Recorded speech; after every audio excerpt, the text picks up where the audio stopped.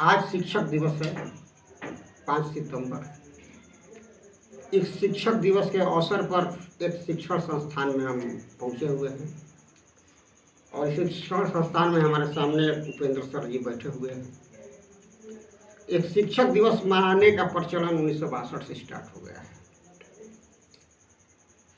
शिक्षण दिवस मनाने का जो खास लोग बच्चे लोग मनाते हैं, अक्सर देखा जाए तो इसका असली देखा उद्देश्य यह है कि जो लोग बच्चों को अच्छी शिक्षा देते हैं ये उन लोगों के मुकाबले ज़्यादा सम्मान के हकदार होते हैं जो सिर्फ बच्चों को जन्म देते हैं, क्योंकि माता पिता तो सिर्फ बच्चों को जन्म देते हैं, लेकिन शिक्षक उस बच्चे को अच्छी शिक्षा और संस्कार से सृजित कर उसे एक नए जीवन जीने का तरीका सिखाते हैं।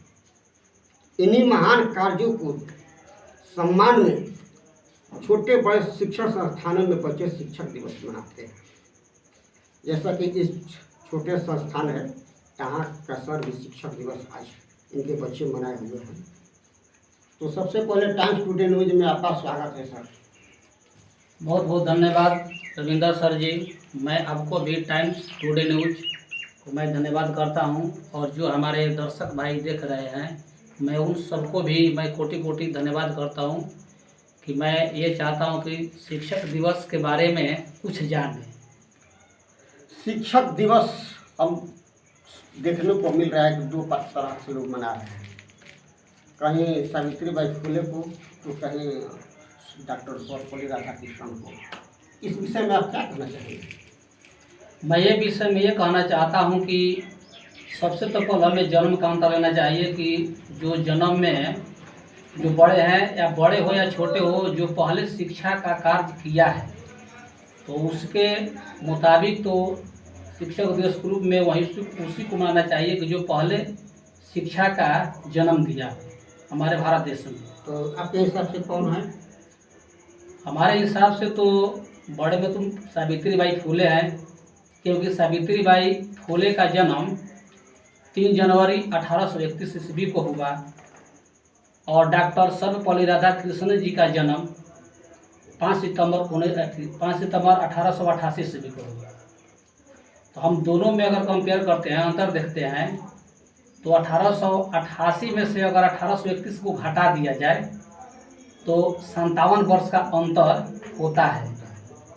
तो 57 वर्ष पहले जो माता सावित्रीबाई फुले थी, उन्होंने शिक्षा का हमारे देश में शिक्षा देने का कार्य किया, और इन्हें हमारे देश के में शिक्षा के आधार पर देखा जाए तो हमारे भारत देश के प्रथम महिला शिक्षिका यही है, सावित्रीबाई फुले हैं। सावित्रीबाई फुले को शिक्षा की देवी कही जाती है और इन्हें आधुनिक मराठी काव्य का अग्रदूत भी माना जाता है। लेकिन हम ये देखते हैं कि सावित्रीबाई फुले ने हमारे भारत देश में प्रथम महिला विद्यालय 1848 ईस्वी के पुणे के घेड़ेवाड़ी इलाके में खोली थी, और सिर्फ 1 वर्ष में उन्होंने अपने पति के साथ नए विद्यालय खोलने में सफल हुआ। और 1 जनवरी 1848 ईस्वी से लेकर 15 मार्च 1852 तक उन्होंने लगभग 18 विद्यालय खोले। 4 साल में? हाँ, 4 साल में। और 18 विद्यालय खोले, और 18 विद्यालय खोलने में अगर एक टीचर रखेगी तो लगभग 18 टीचर को रखी थी बिना किसी आर्थिक मदद से। और हम ये देखते हैं कि जो हमारे डॉक्टर सर्वपल्ली राधाकृष्णन जी है, इनको जन्म 5 सितंबर 1888 ईस्वी को हुआ। ये एक भी स्कूल, हम इतना सर्च मार कर देख रहे थे, इसके बारे में नहीं पता चला कि स्कूल खोले थे। इसके बारे में हम सर्च मार कर देखे तो इस सर्च में ये भी आया राधाकृष्णन जी के बारे में कि ये आंध्र प्रदेश के छोटे शहर में जन्म हुआ था इसका, और इन्होंने मद्रास के क्रिश्चियन कॉलेज में अपना पढ़ाई पूरी की थी। जैसे कि मैसूर विश्वविद्यालय और कलकत्ता विश्वविद्यालय जैसे कई विद्यालयों में प्रोफेसर के रूप में भी कार्य किया है। और भारत के पहले उपराष्ट्रपति और दूसरा राष्ट्रपति बने थे। अच्छा, ये जो है कि इतना महान कार्य करने के बावजूद भी सावित्रीबाई फुले का नाम गुमनाम रहा। गुमनाम होने का सर यही बात है कि जो हमारे समाज के जो है SC ST OBC लोग उस समय बहुत कम पढ़े लिखे हुए थे। और दूसरा बात है कि सावित्रीबाई फुले जो है ये माली समुदाय से आती है। सावित्रीबाई फुले जी है माली समुदाय से आती है। और डॉक्टर सर्वपल्ली राधाकृष्णन जी है ये ब्राह्मण परिवार से आते हैं। तो कभी भी हम देखते हैं उठाकर तो SC ST OBC को ये दबाया जाता है।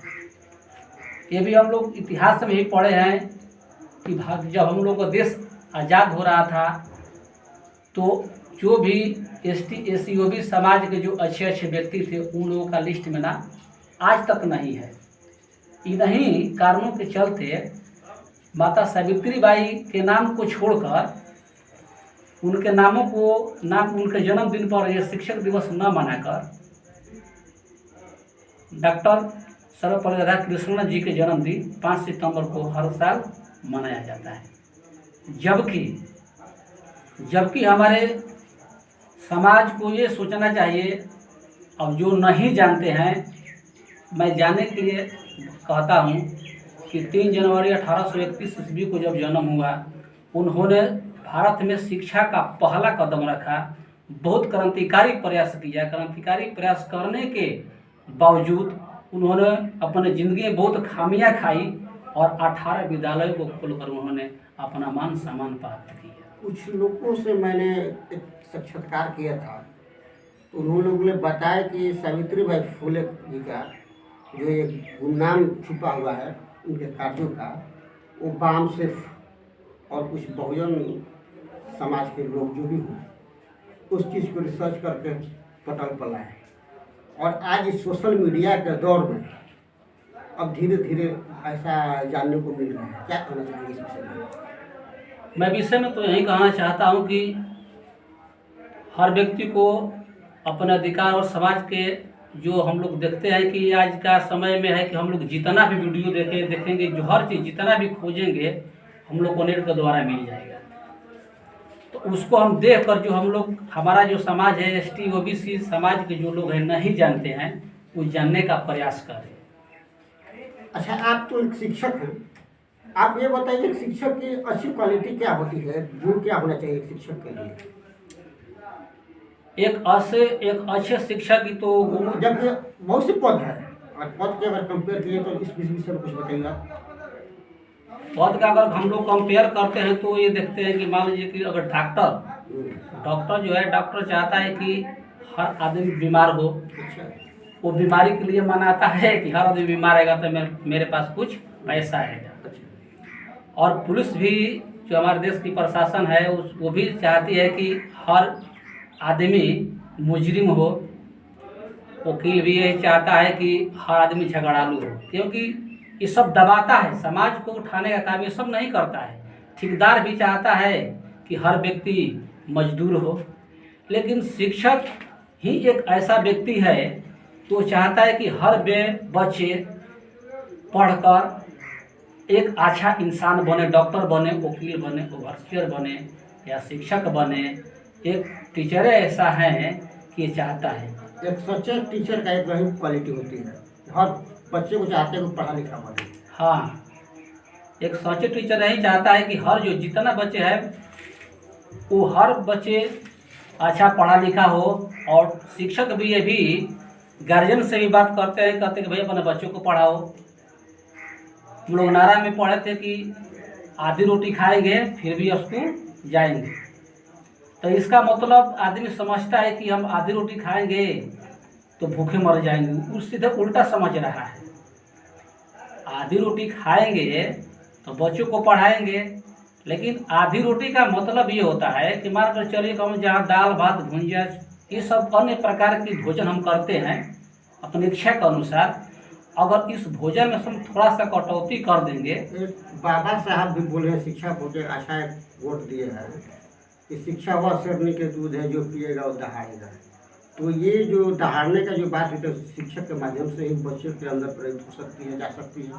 हाँ, शिक्षा के माध्यम से होती है। तो शिक्षा के माध्यम से होती है तो शिक्षक तो चाहता है कि हर बच्चे को पढ़ा कर हम तेज करें, लेकिन कुछ गार्जियन में भी खामियां होता है। मैं गार्जियनों से भी मैं अनुरोध करता हूं कि आप गार्जियन भी अपने अपने बच्चों को भेजिए।